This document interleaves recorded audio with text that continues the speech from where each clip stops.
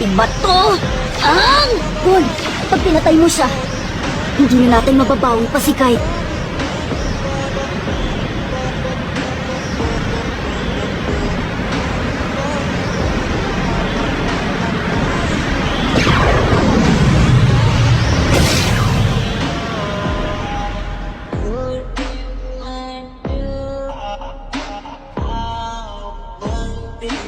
Mabuti ka pa, Kinuha.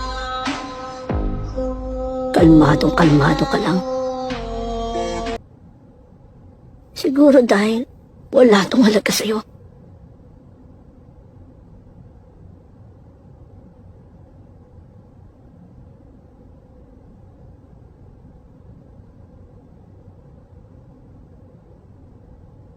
Alam kong mainit lang ang ulo mo ngayon kaya mo nasasabi yan sa akin.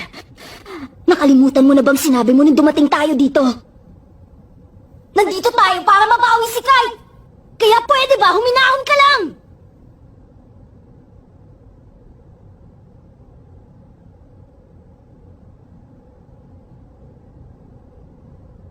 Hindi ko! Bawiin mo yun! Sige, Eto na naman kami.